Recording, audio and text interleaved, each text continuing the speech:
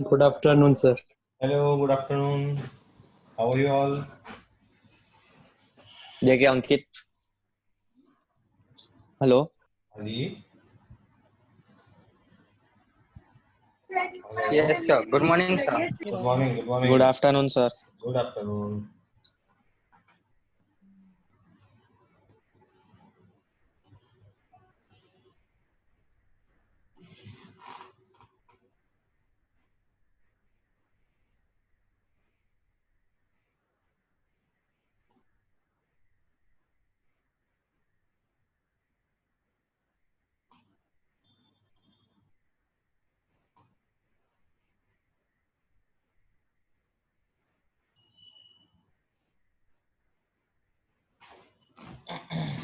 We'll start in 3 minutes. बाकी कोई बाकी है तो आ जाएगा।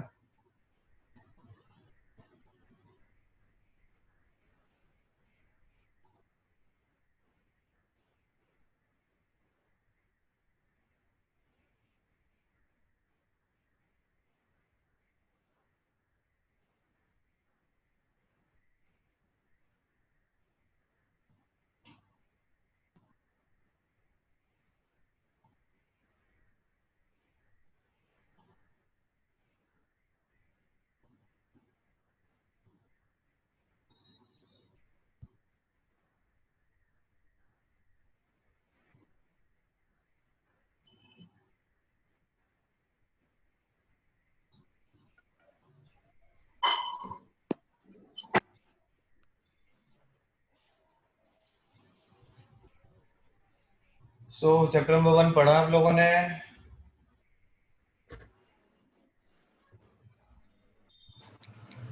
नो सर, बोलो।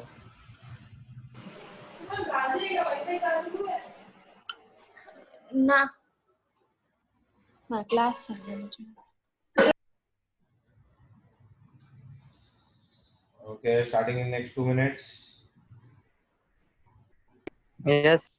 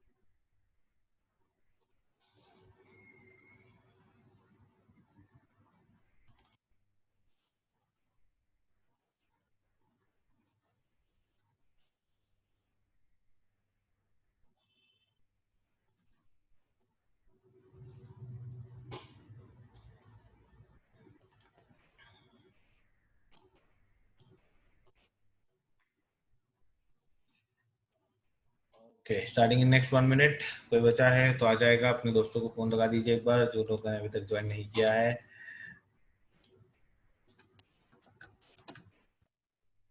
सर, मैसेज करेंगे तो चलेगा? क्या?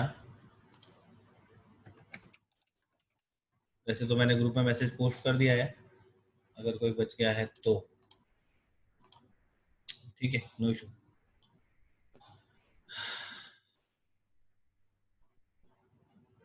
ओके, सो चलिए शुरू करते हैं। हम थे अकाउंटिंग टर्म्स पर। हमने पढ़ा कैपिटल, हमने पढ़ा ड्राइंग्स, हमने पढ़ा अकाउंट, हमने पढ़ा बिजनेस ट्रांजैक्शंस, और हमने पढ़ा लायबिलिटीज, हमने पढ़ा असेट्स। अच्छा, लायबिलिटीज कितने टाइप की? चलो बताओ जल्दी से। How many type of liabilities are there?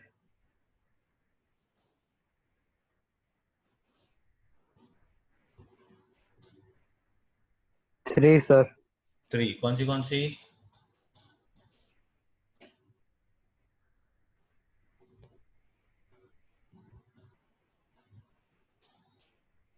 चलो जल्दी से रिप्लाई करो। I want everyone to get involved and reply. Come on. Current, non-current, and fixtures. Current, current भाई वो नॉन तो करंट, asset होते हैं ना। करंट और फिक्सचर्स। फिक्सचर Fictitious और बेटा वो होता है असेट भाई, में हाँ होता सर, है, वही मैं asset लायबिलिटीज की होता है बात कर भाई। रहा हूँ। लायबिलिटीज सॉरी मैंने सर। आपको पढ़ाया था, there are two type of liabilities, internal and external. Internal liability मतलब होता है कैपिटल। एक्सटर्नल लायबिलिटी में दो होते हैं, कौन से? करंट लायबिलिटी और नॉन करंट लायबिलिटी।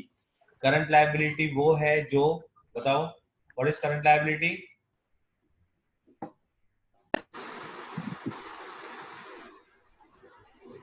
जो शॉर्ट टर्म होती है। वेरी गुड सार्थक। जो शॉर्ट टर्म लायबिलिटी है, जो with in accounting cycle, with in the operating cycle, एक साल के अंदर अंदर पे कर देना है, वो करंट लायबिलिटी है। नॉन करंट लायबिलिटी क्या है? चल long term. Yes, long term liability, जैसे bank loan long term liability है, ठीक है। Next, asset. कितने टाइप की असेट होती है? 3। कौन सी? करंट, नॉन करंट नहीं सर, एक तो fictitious. Very good, current, non current, fictitious. Perfect. Non current, current and fictitious, ठीक है। देखो अब क्या करना है पता है आपको, एक चीज ध्यान रखिए। आपको है ना, कभी भी ऐसा कंफ्यूजन हो ना कि पहले क्या बाद में क्या, तो खाली इमेजिन करने का कि आपका आपके सामने बोर्ड है, मैंने बोर्ड पे पहले क्या लिखा फिर क्या लिखा, आपको अपने आप याद आ जाएगा। तो नॉन करंट के दो पार्ट थे, कौन से?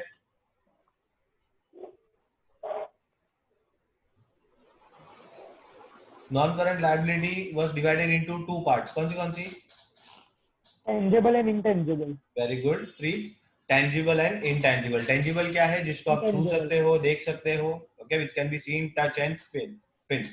नाउ एग्जांपल लेंगे तो लैंड, बिल्डिंग, प्लांट, मशीनरी, ये सब आपके लिए नॉन करंट टेंजिबल असेट है। इनटेंजिबल असेट क्या है? Which can not be seen, which can not be touch, but फिर भी पैसा कमा के देती है, जैसे कि goodwill, patent, copyright, trademark, okay. Now what is current liability, current asset?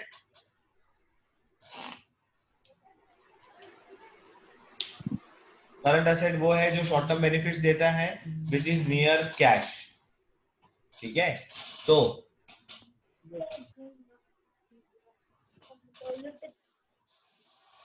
वो कौन सी होती है? You have stock, debtors, cash balance, bank balance, prepaid expenses, all these are your current asset. Last part था फिक्टिशियस असेट का। Fictitious asset वो है जो असेट है भी और नहीं भी, मतलब एक्सपेंसेस जो आपने 5 साल के एक साथ पे कर दिए, उसको हम फिक्टिशियस एसेट बोलते हैं।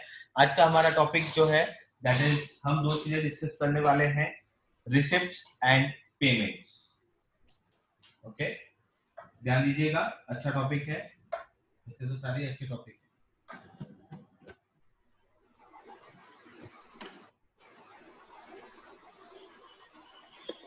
नाउ रिसिप्ट्स के दो पार्ट,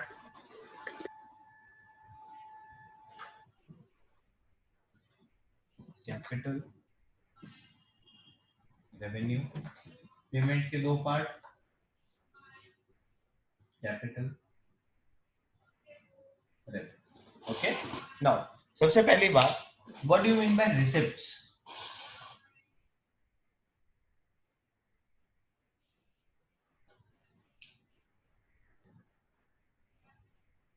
सर रिसिप्ट मतलब जो प्रूफ होता है कि हमने पेमेंट कर दिया है।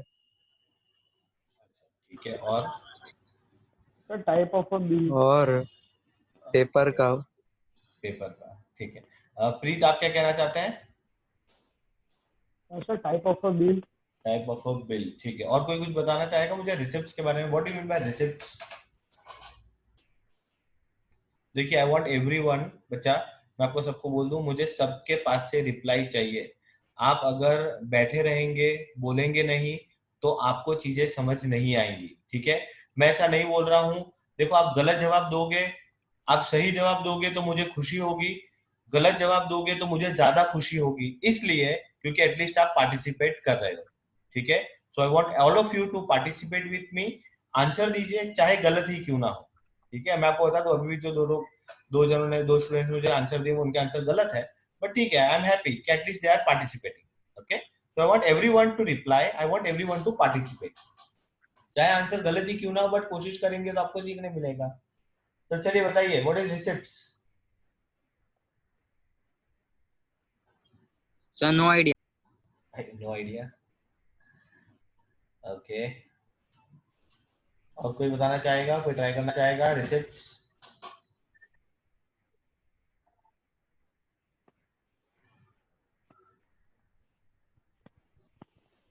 Sir, receipt is the amount received or receivable for selling goods. Received और रिसीवेबल. Yes, sir. नहीं.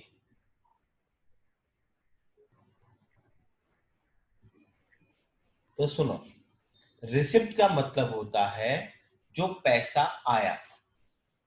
बहुत सिंपल और लेमैन लैंग्वेज में समझाऊंगा ताकि आपको इजीली समझ में आ जाए.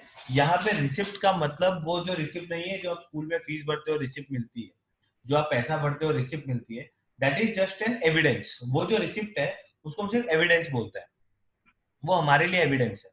बट यहाँ पे अकाउंटिंग टर्म्स में रिसिप्ट का मतलब जो पैसा आया. बात समझ में आ रही है? जो कैश आपने रिसीव किया, चाहे कैश में चाहे बैंक में, जो भी पैसा आपने रिसीव किया, जो भी पैसा आपको मिला, that is called receipts. Is it clear? Sir वापस एक बार बोलो ना. वापस से, यहाँ पे रिसिप्ट्स का मतलब जो भी पैसा हमने रिसीव किया, जो भी पैसा हमारे पास आया, जो भी कैश आया, बैंक में आया, जो भी पैसा आया, वो रिसिप्ट्स है. Okay, sir. Is it clear? Then what is yes payment? Sir. जो पैसा गया. Very good. तो देखो मैं आपको इसीलिए बोल रहा हूँ, क्या है पता है, अगर मैं ये चीजों को समझा रहा हूँ तो आपको यहाँ देखने पे अंदाजा आना चाहिए था कि मैंने यहाँ रिसिप्ट लिखा है और यहाँ पेमेंट लिखा है. अगर आप इस रिसिप्ट को बोल रहे हो वो कागज की रिसिप्ट, तो ये पेमेंट क्या होगा? ठीक है, तो थोड़ा सा कंटेक्स्ट में सोचने की कोशिश कीजिए. जितना आप स्किल डेवलप करेंगे उतना आपके लिए फायदेमंद होगा. नाउ द पॉइंट इज, यहाँ पे रिसिप्ट का मतलब क्या हुआ? The money which is received, the cash which is received, जो पैसा आया, चाहे कैश में आया हो चाहे बैंक में आया हो, that is called receipts. And what is payments? The money which is paid in cash और बाय चेक. रिसिप्ट्स और पेमेंट का कंसेप्ट क्लियर हुआ? उसके बाद में आगे बढ़ूंगा. Yes sir. Yes. Great. Now the next point is, अब रिसिप्ट्स दो टाइप की होती है. एक होती है कैपिटल रिसिप्ट्स, एक होती है रेवेन्यू रिसिप्ट्स. ठीक है. Now what do you mean by capital receipts? तो सुनो, जो पैसा कभी कभी आता है उसको हम कैपिटल रिसिप्ट्स बोलते हैं. क्या कहा मैंने?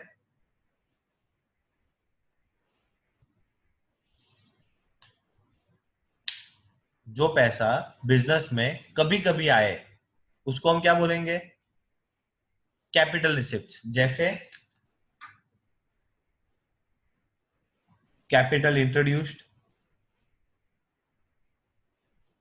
कैपिटल इंट्रोड्यूस मतलब ओनर बिजनेस में पैसा लेके आया, that is called capital introduce. अच्छा, ये पैसा बार बार लेके आते हो या एक ही बार लेके आते हो? या कभी कभी? सर एक ही बार.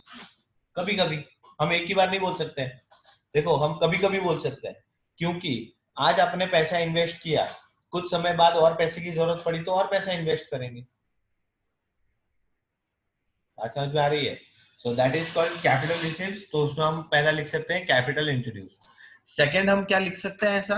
Bank loan.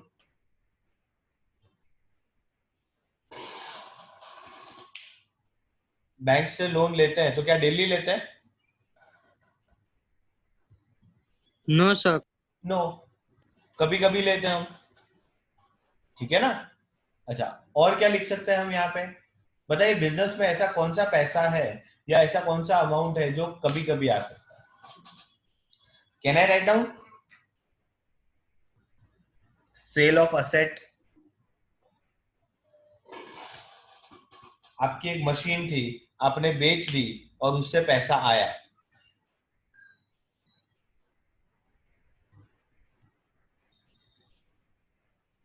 बात समझ में आ रही है?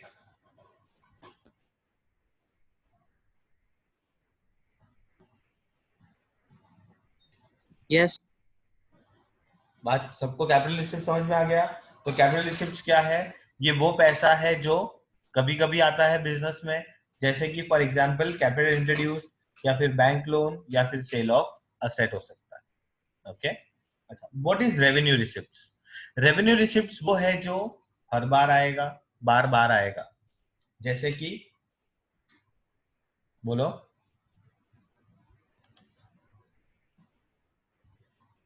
Sir rent. रेंट पहला मेरे दिमाग में जो आता है ना, वो आता है सेल ऑफ गुड्स।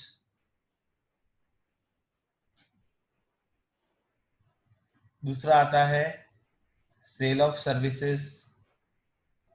तीसरा आता है रेंट, कमीशन, इंटरेस्ट एक्सेट्रा। अच्छा, गुड्स बेचते हो तो पैसा डेली आएगा या साल में एक ही बार आएगा? यस सर, डेली सर आएगा। डेली। डेली आएगा ना, so that is your revenue receipts. बात क्लियर हो गई? कैपिटल रिसिप्ट क्या है और रेवेन्यू रिसिप्ट्स क्या है? Yes sir. पक्का? किसी को कोई डाउट है? No sir. No sir. पक्का क्लियर है ना? कैपिटल बट रिसिप्ट सर, क्या है और रेवेन्यू सर रिसिप्ट क्या है? समझ में तो आ गया, बट सर एग्जांपल याद नहीं रहा। ओके, कोई बात नहीं, एग्जाम्पल याद रखने की जरूरत नहीं है, वो ऑटोमेटिक याद हो जाएंगे। कंसेप्ट याद रखना है, कंसेप्ट याद हो जाएगा ना तो ये चीजें याद हो जाएंगी। ठीक है, अब मैं आपको एक ऐसा एग्जांपल देने जा रहा हूँ, ठीक है, जिससे आपका ये कंसेप्ट एकदम क्लियर हो जाएगा। ठीक है, और आपको पता चल जाएगा कि कैपिटल रिसिप्ट क्या हो गया, रेवेन्यू रिसिप्ट क्या है। समझो, नाउ माय एग्जांपल इज, तो एग्जांपल को अच्छे से सुनना और समझना। मेरा कार का बिजनेस है। क्या करता हूं मैं? मेरा कार का शोरूम है, ठीक है ना। नाउ मेरा कार का शोरूम है, तो जब मैं कार बेचता हूं, जब मैं कार बेचता हूं, तो वो जो पैसा आता है मेरे पास कार बेचने पर, वो मेरा रेवेन्यू रिसिप्ट है या नहीं है? वो रेवेन्यू रिसिप्ट है या वो कैपिटल रिसिप्ट है? सर एक बार वापस रिपीट करो ना क्वेश्चन। वापस से, जब मेरा कार का शोरूम है, मैं कार बेच रहा हूं, जब मैं कार बेचता हूं मेरे पास कैश आता है, तो वो मेरे लिए कैपिटल रिसिप्ट है या रेवेन्यू रिसिप्ट है? Sir revenue. Sir sir capital. सार्थक क्यों कैपिटल है? सर क्योंकि वो कभी कभी आ रहा है। अच्छा, वो कभी कभी आ रहा है। अगर मेरा कार का शोरूम है, तो कार मेरे लिए गुड्स है या असेट है? Sir goods. गुड्स है ना। गुड्स बेचने पे जो पैसा आएगा वो क्या होगा?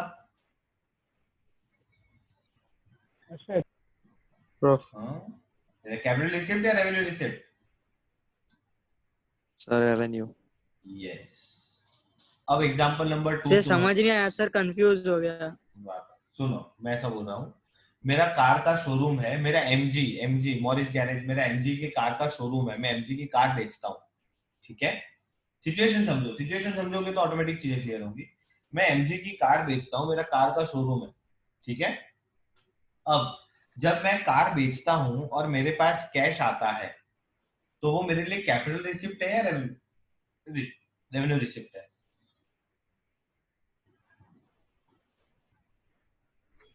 Sir revenue. रेवेन्यू है, क्योंकि वो कार मेरे लिए क्या है? गुड्स है। मेरा बिजनेस ही कार का है, तो वो मेरे लिए क्या है? गुड्स है, तो वो रेवेन्यू रिसिप्ट होता है। Example number but 2। सर वो कार, सर सर वो कार तो डेली थोड़ी सोल्ड होगी ना। अरे बट है तो गुड्स ना। Yes sir. वो कार क्या है? गुड्स है ना, यस तो वो सर। आपका रेवेन्यू रिसिप्ट है। अब मेरा एग्जांपल नंबर 2 ओके। समझो, आपका ये कंसेप्ट और क्लियर हो जाएगा। एग्जांपल नंबर 2 समझो। एग्जांपल नंबर 2 में मेरा कोचिंग क्लास है। अब मैं एक मेरी पुरानी कार को मैं बेचता हूं और मेरे पास 2 लाख रुपए आते हैं। अब वो मेरे लिए कैपिटल रिसिप्ट है या रेवेन्यू रिसिप्ट है? Sir capital. Very good. और बताइए, और कौन जवाब दे रहा है? Sir capital. क्यों मेरे लिए अब कैपिटल रिसिप्ट है? क्योंकि सर वो एक ही बार आ रही है। यस, क्योंकि वो मेरे लिए असेट है। Is it clear? Yes, sir. एक और चीज समझाता हूँ, ठीक है? वो कंसेप्ट आपका और क्लियर होगा जो मैं अपना नेक्स्ट अकाउंटिंग टर्म आपको सिखाऊंगा, उसके अंदर आपका कंसेप्ट और भी क्लियर हो जाएगा ना। कैपिटल रिसिप्ट और रेवेन्यू रिसिप्ट का कंसेप्ट क्लियर हो गया? Yes, sir. नाउ अब आ जाते हैं पेमेंट पे। पेमेंट भी दो टाइप के, कैपिटल और रेवेन्यू। ओके, पेमेंट का दूसरा नाम मैं लिख देता हूं यहाँ पे ताकि आपके लिए इजी हो जाए, expenditure. Okay, so what you will call it as capital expenditure and revenue expenditure. बताइए कैपिटल एक्सपेंडिचर क्या होगा? कार सर जो खरीदनी कभी हो कभी तो जा सर। रहा हो। वेरी गुड, जैसा कंसेप्ट यहाँ लगाया वही कंसेप्ट वहां लगाएंगे, ठीक है ना। तो कैपिटल एक्सपेंडिचर क्या होगा? ऐसा खर्चा जो कभी कभी होता है, ठीक है। तो उसमें हम क्या लिखेंगे? उसमें हम लिखेंगे परचेज ऑफ असेट। जब भी आप कोई असेट बाय करते हैं, असेट तो कभी कभी खरीदते हैं, लैंड, बिल्डिंग, प्लांट, मशीन कभी कभी खरीदते हैं, तो वो जो खर्चा है वो क्या कहलाएगा? Capital expenditure. क्लियर है?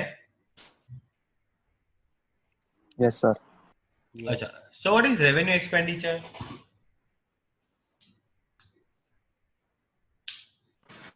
सर घर का रेंट भरना हो तो वो रेवेन्यू में आएगा। राज, एक चीज सुनो, बहुत इंपॉर्टेंट कंसेप्ट समझाता हूँ, जो कि आपने शायद मेरा लेक्चर आज ही अटेंड किया है। पहली बात, हम अकाउंटेंसी में घर की बात नहीं करते हैं, अकाउंटेंसी में हम सिर्फ और सिर्फ बिजनेस की बात करते हैं, ठीक है। तो आपने जो एग्जांपल दिया वो एकदम करेक्ट है, रेंट। बट ये रेंट अब घर का नहीं होगा, ये रेंट कहाँ का होगा? आपके ऑफिस का, ऑफिस। या फिर आपके बिल्डिंग का, या फिर आपके जो प्लांट एंड मशीनरी जहाँ पे आपका जगह है, उस जगह का बिजनेस का रेंट होगा। घर के चीजों Okay, से sir. हमें अकाउंटेंसी में लेना देना नहीं है, हमें सिर्फ कंसेप्ट सोचना है बिजनेस के पॉइंट ऑफ व्यू से, ठीक Okay, है। sir. Okay, very good. So the point is, revenue expenditure क्या हो जाएंगे? तो बहुत बेसिक है, जो खर्चे हर बार होते हैं, बार बार होते हैं, जैसे कि परचेज ऑफ गुड्स, जैसे कि रेंट, जैसे कि सैलरी, जैसे कि commission, etcetera, many more expenses, advertisement, ये वो बहुत सारी चीजें आ जाती है। क्लियर है?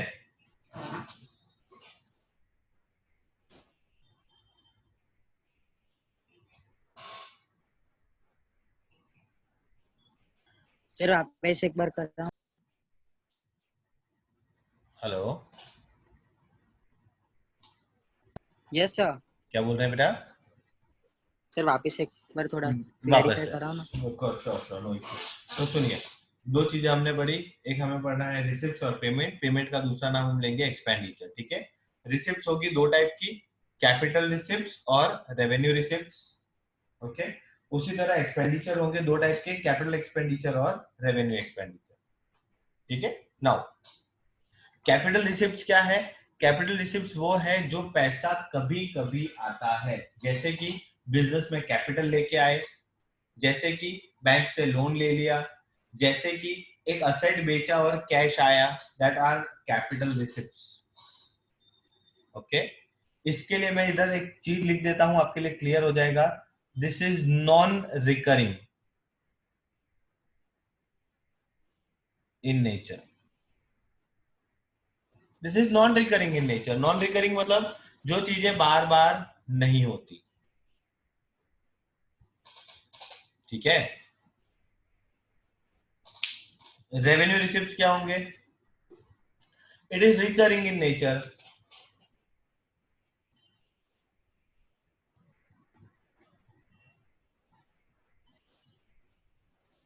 जो कि बार बार होती है। भाई क्या ऐसा कौन सा पैसा है जो बार बार आता है? तो गुड्स बेचने पे, सर्विसेज बेचने पे, रेंट आना जब आता है तब, कमीशन जब आता है तब, इंटरेस्ट जब आता है तब, all these are revenue receipts, and all these are capital receipts. Now talking about payments, payment भी दो टाइप के, capital payment expenditure, capital expenditure and revenue expenditure. So capital expenditure क्या है? Capital expenditure वो है जो खर्चा कभी कभी होता है, जैसे कि purchase of asset. Purchase of asset मतलब क्या हो गया?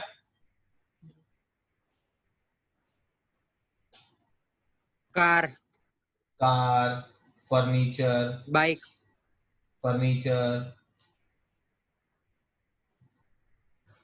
मशीन. बेटा बिजनेस के TV. पॉइंट ऑफ व्यू से सोचो, बिजनेस के पॉइंट ऑफ व्यू से सोचो, बिजनेस के पॉइंट ऑफ व्यू से.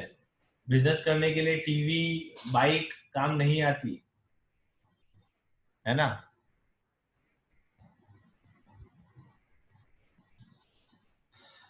Building, land etcetera. ठीक है ना. रेवेन्यू एक्सपेंडिचर क्या है? ये वो खर्चा है जो बिजनेस का डेली का खर्चा है, बार बार होता है, हर बार होता है. बिजनेस को चलाने के लिए ये खर्चा करना पड़ता है. Again capital expenditure is non recurring in nature, revenue expenditure is recurring in nature. Okay, जैसे कि परचेज ऑफ गुड्स, रेंट पे करना, सैलरी पे करना, कमीशन पे करना, एक्सेट्रा. क्लियर?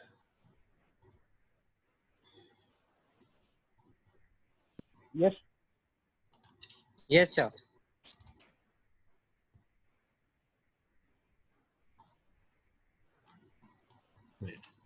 So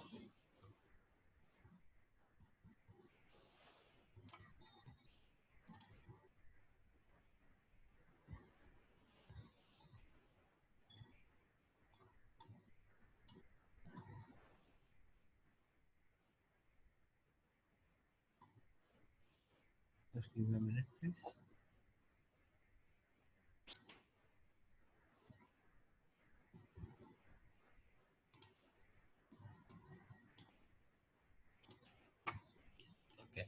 अपना व्हाट्सएप चेक कीजिएगा. मैंने आपके व्हाट्सएप के ऊपर ये जो मैंने डायग्राम बनाया हुआ है उसको मैंने शेयर किया है. ठीक है, ताकि आप जब पढ़ने बैठेंगे आपको अगर कोई भी डाउट या क्वेरी आए तो आप इसको देख के भी कर सकते. ठीक है.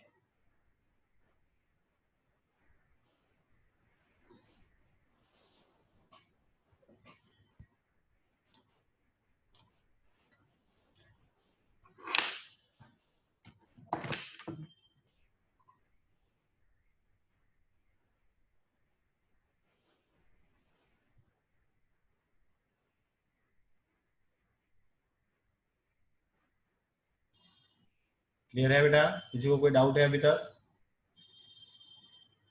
No sir. कोई भी डाउट हो किसी को तो प्लीज पूछ लीजिए. No, sir. No. समझ में आ गया अच्छे से? Yes sir. ग्रेट. तो चलिए let us move ahead with our next topic, that is goods, that is income expenditure.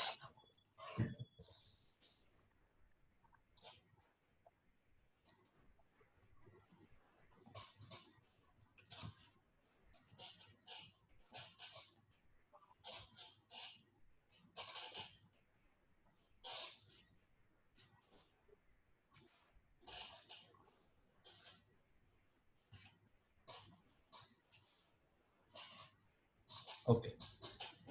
Now, my next term is goods. Now, what is goods?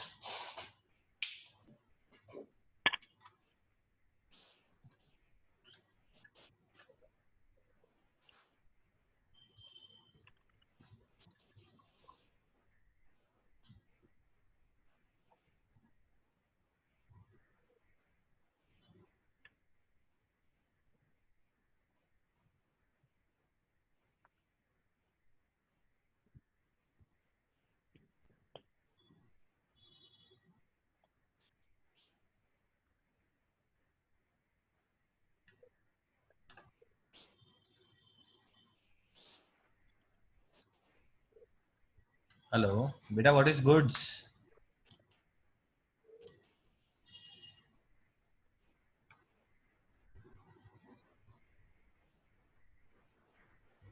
Sir product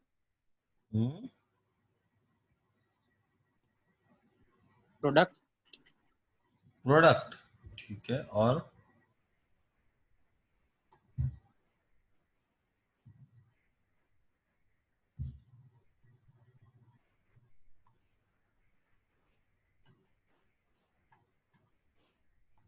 अरे बेटा, goods क्या होता है यार? सबके सब ऐसे शांति से बैठे रहोगे तो कैसे चलेगा? Things that are for sale.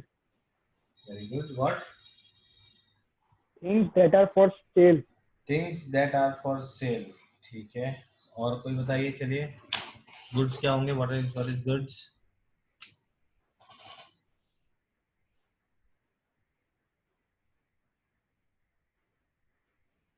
Sir, goods are things which are sold to earn money.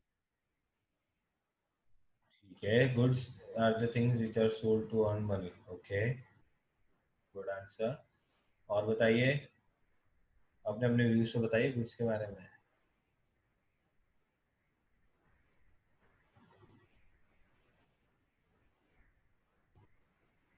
तेज, सुधांशु, श्वेता, नित्य, मिहिर, ध्रुवी, आकाश, आप सब साइलेंट मोड पे चले गए हैं। No, sir. तो रिप्लाई करिए।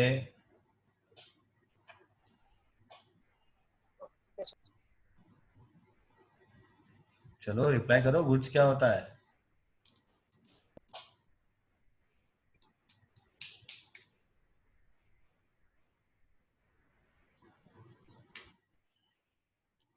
सर प्रोडक्ट बोला। नहीं, अभी तो आप लोग के तो आंसर आ गए मेरे पास। वेरी गुड, कोई इशू नहीं है। मैं एक्चुअली बच्चों से पूछ रहा हूँ जो कि साइलेंट बैठे हैं, उनको भी तो मुझे थोड़ा सा जगाना पड़ेगा, और वो है भी या नहीं वो देखना पड़ेगा ना, वरना स्क्रीन ऑफ करके भाग जाना, सो जाना, ये तो नॉर्मली चलता है। Okay, Tej, are you there? Can you hear me? Yes, sir. Okay, Tej, goods क्या होते हैं बेटा? The things. Things. Business terms में अगर आप एक बिजनेसमैन होते हैं तो आपके लिए गुड्स क्या होता है? Sir, मैं बोलूं? Hello, Yes, sir. हाँ बोलिए बेटा। अगर आप बिजनेसमैन हैं, आप बिजनेस कर रहे हैं, तो आपके लिए गुड्स क्या है?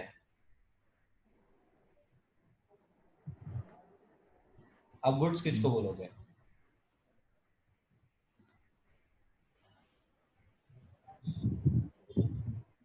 चलेगा, you can speak in your own language also, you can speak in Hindi, कोई बात नहीं। आप एक बार समझाइए तो सही, मुझे पता चले कि आपका कंसेप्ट कितना है, क्या है।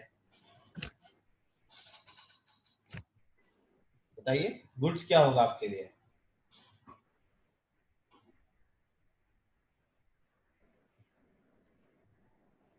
सर, कोई चीजों को ऐसे एक्सपोर्ट वो सब करना। कोई चीजों को एक्सपोर्ट करना।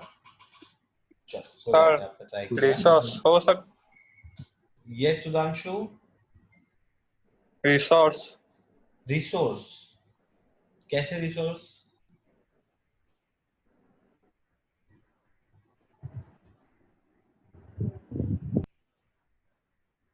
Okay, Shweta. Hello Shweta, can you hear me?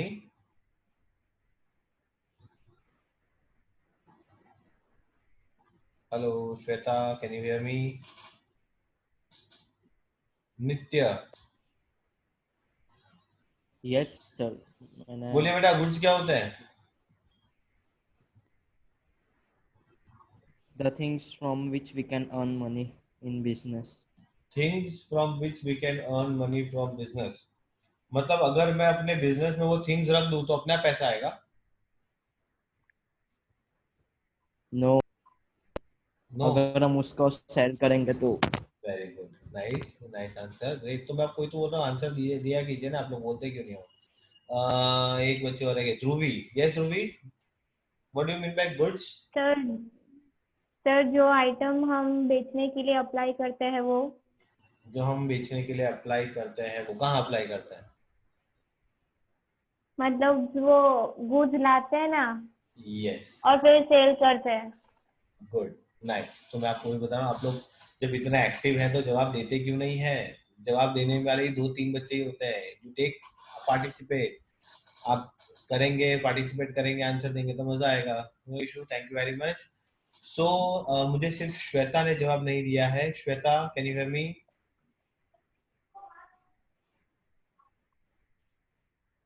Dhruvi, आप जानते हैं श्वेता को? सर हाँ सर, वो मेरे स्कूल में ही है। तो एक बार प्लीज उनसे कहिएगा कि सर आपको बुला रहे हैं। नो इशू, अभी जरूरत नहीं है, बाद में क्लास के बाद बोलिएगा, बिकॉज शायद उनको मेरी आवाज आ रही है या नहीं आ रही है, आई डोंट नो। तो चलिए अब आ जाते हैं हम अपने पॉइंट पे, दैट इज गुड्स। ठीक है, नाउ व्हाट इज गुड्स? तो गुड्स की डेफिनेशन लिखी है सेल ऑफ गुड्स एक्ट 1930 में।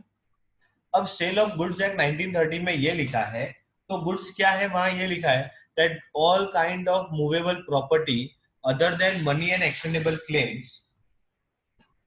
Hello, yes sir. आवाज आ रही है ना मेरी? Yes yes sir. Yes sir. Yes sir.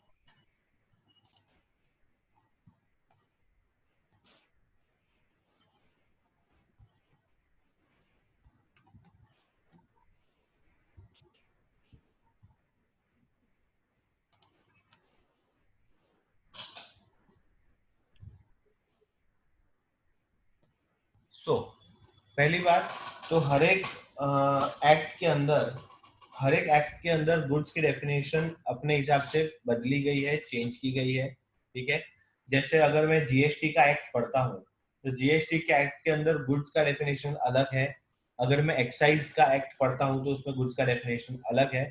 But जो जनरल डेफिनेशन गुड्स की चलती है वो लिखी है section 27 of the sale of goods act 1930। Sale of goods act की 1930 की प्रोविजन में क्या लिखा है? वहां पे ये लिखा है that what is goods, every kind of movable property other than money and actionable claims, every kind of movable property other than money and actionable claims। मतलब मनी, कैश जो होता है ना, कैश, वो कभी भी गुड्स नहीं कहलाता। एक्शनेबल क्लेम्स, अगर आपको किसी से पैसा लेना है तो वो कभी भी गुड्स, वो जो पैसा लेना है वो गुड्स नहीं कहलाता। It includes what it includes? It includes stock and shares, growing crops. It includes stocks and shares, growing crops, grass, and things attached to or forming part of the land which are agreed to be severed before the under the contract of sale। अब इसका मतलब क्या? इसका मतलब सिर्फ इतना सा है कि every kind of movable property, ऐसी हर एक प्रॉपर्टी जिसको आप मूव कर सकते हो, है ना, उसमें क्या इंक्लूड नहीं होता? उसमें कैश इंक्लूड नहीं होता।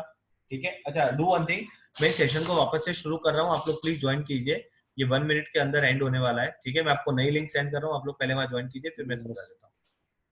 सर 1 बजे इंग्लिश का क्लास है। 1 बजे इंग्लिश है क्या? तो ठीक है, नो इशू, फिर ऐसा हो तो अच्छा। गुड्स हम कल से कंटिन्यू कर लेंगे। ठीक है, ओके ओके ओके बेटा, चलिए फिर आज को यही एंड करते हैं, कल गुड्स में आपको वापस से समझा दूंगा। बाय चलिए, sir. Bye bye, take care, thank you, God bless you, stay home, stay safe. Thank you sir. Thank you.